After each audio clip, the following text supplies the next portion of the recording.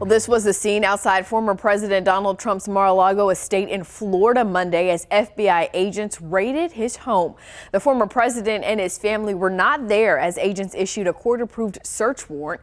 Sources tell ABC News it's part of the investigation into allegations that Mr. Trump improperly removed presidential documents, including classified material from the White House when he left office. In a statement, Trump said his property was under siege and the agents even broke into his safe.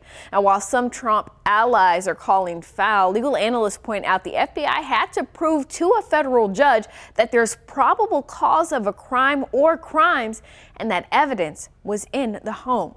So there's a lot of talk about how the FBI's raid of former President Donald Trump's Florida home could impact his presumed 2024 presidential run. And you've likely heard people talking about Section 2071. This is what they're referring to. It's Section 2071 of Title 18 of the United States Code. It makes it a crime to remove, mutilate, destroy, and you can see so on, government property. The punishment is a fine, 3 years in prison, or both.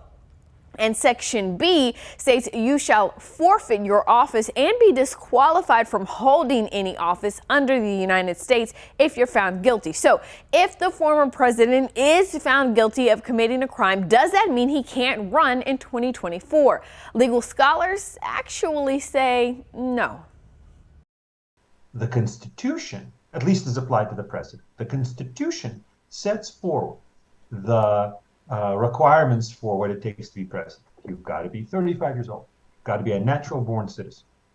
I'm a citizen, but I was born in Kiev. It was then USSR. Can't be president. Wouldn't want to be, but I can't be. That's because the Constitution says that. But Congress doesn't have any power under the Constitution to add to those requirements and add to those disqualifications. And in fact, Eugene Volokh, law professor at UCLA, says if the former president is found guilty, what happens with his presidential run will be up to voters, not Congress.